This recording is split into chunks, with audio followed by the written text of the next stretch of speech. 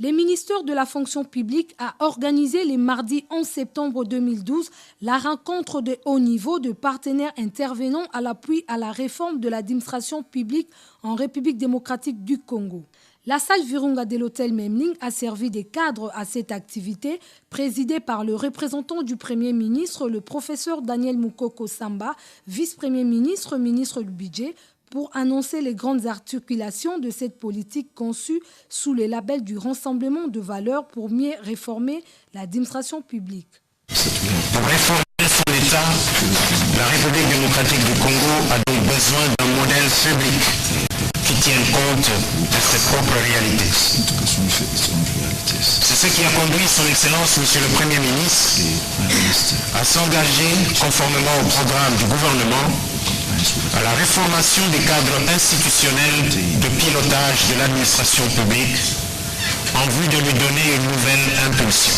Prenant la parole à son tour, le numéro 1 de la fonction publique, le ministre Jean-Claude Kibala, a présenté la stratégie révisée de pilotage de la réforme de l'administration publique aux bailleurs de fonds présents dans la salle afin d'obtenir leur soutien et accompagnement dans cette nouvelle vision de la modernité de l'administration publique telle que prônée par les chefs de l'État, Joseph Kabila Kabange. Cette stratégie vise la révision du cadre juridique et organique de l'administration publique, la maîtrise des effectifs par l'identification biométrique des agents de l'État, la mise en place d'une caisse de retraite pour assurer les pensions, le renforcement des capacités de l'administration publique grâce au retour de l'École nationale de l'administration et enfin le rajeunissement de l'administration publique.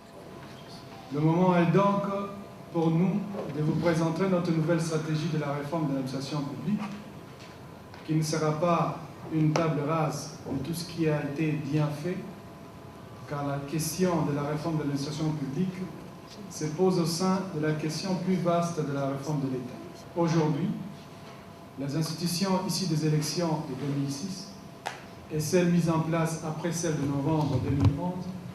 sont plus que déterminées à moderniser l'administration publique afin qu'elle confère progressivement à l'État congolais cette prérogatives et puissance publique. Réaffirmer sa présence et son autorité dans tous les domaines, sur l'ensemble du territoire national.